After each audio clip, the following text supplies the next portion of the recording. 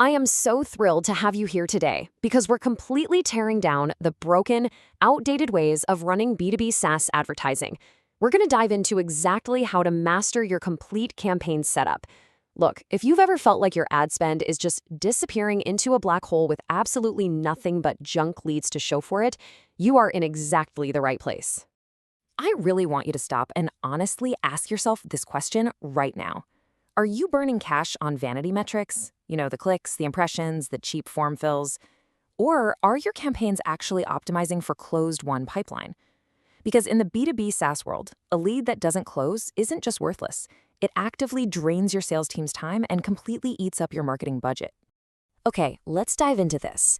Here's the 5-step blueprint we're going to use to fix those broken accounts. We'll cover why SaaS campaigns fail, structuring by buyer intent, mastering negative keywords, tracking real pipeline revenue, and finally, building high-converting landing pages. Section 1. Why SaaS campaigns fail, otherwise known as the B2B trap. A huge mistake people make is setting up their SaaS Google Ads like an e-commerce store. It just doesn't work. In B2C, you've got a super short sales cycle, right? A single buyer clicking a buy now button. But B2B SaaS, that's a totally different beast. You're dealing with long sales cycles and, on average, 4 to 6 different stakeholders who all need to sign off. A champion finds your tool, a VP has to approve it, and then finance abruptly slams on the brakes to review your security page.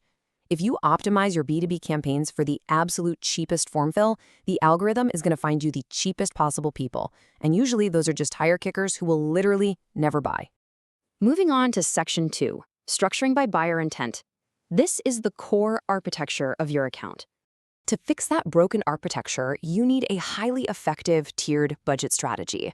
Basically, you want to carve out roughly 60% of your spend for the bottom of the funnel. These are your high-intent keywords, people actively searching for a software, platform, or tool in your specific category. Then, 20% goes to brand protection, just to make sure competitors don't swoop in and steal your easiest conversions. And the final 20%, that's for middle-of-the-funnel research queries. The golden rule here is you have to fund that bottom tier fully before letting a single dollar drift to the top of the funnel. Now, this right here is a massive paradigm shift for a lot of marketers. You absolutely must structure your campaigns by buyer psychology and intent tiers, not just by how similar the keywords look. Think about it. If you mix high-intent demo request searches with early-stage what is this category searches all in the same campaign, Google's smart bidding gets completely confused. It has literally no choice but to average them out.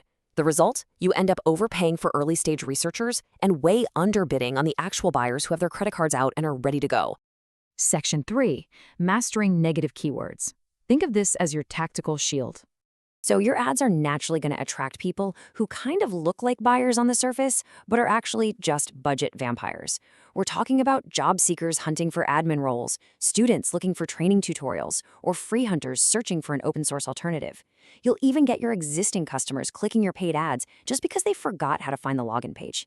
Every single one of these clicks is just money down the drain.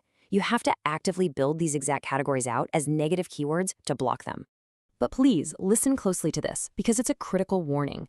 Never, ever use broad match negatives for terms like free. Why?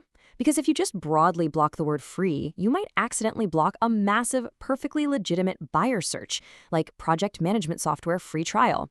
To keep from shooting yourself in the foot, always stick to exact or phrase match for your negatives in B2B SaaS.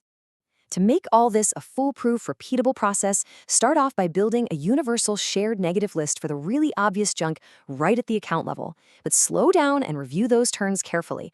A word like API might be total junk for one company, but a core product feature for another. For those context-dependent terms, like competitor alternatives, keep those at the campaign level so you don't accidentally throttle your own conquesting campaigns.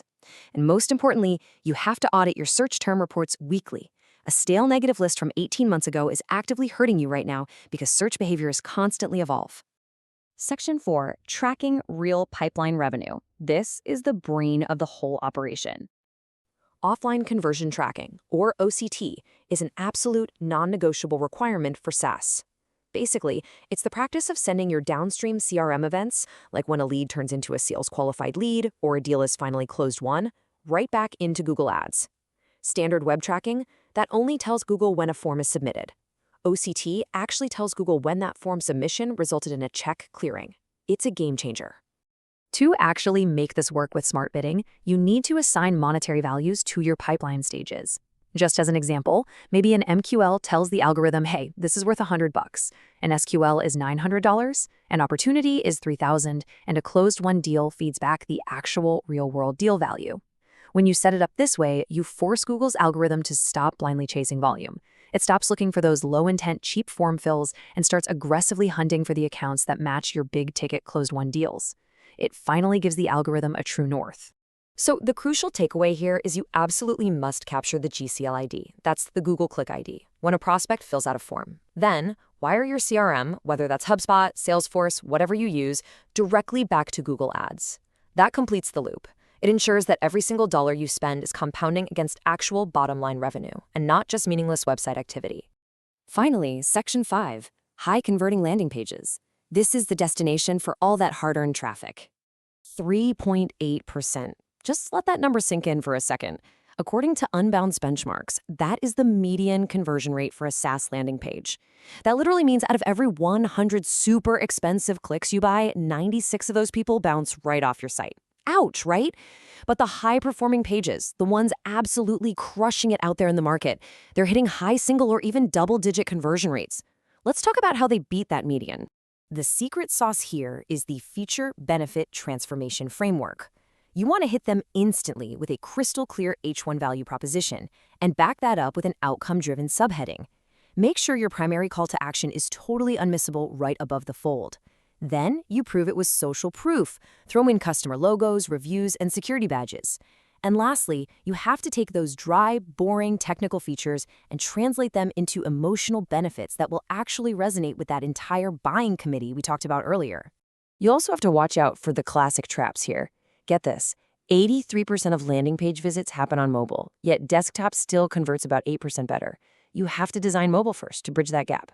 Avoid the mistake of single persona targeting. Remember, the VP of Finance is definitely reading this page too. Cut down on all those excessive form fields that just create friction for the user.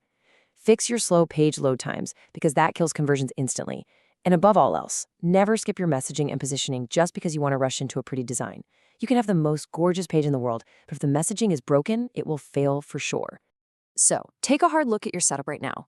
Is your Google Ads account functioning strictly as a demand capture channel directly tied to closed-won revenue, or are you still just paying for clicks? If it's the latter, it might be time for a serious rebuild. Thanks so much for joining me on this explainer, and I'll see you next time.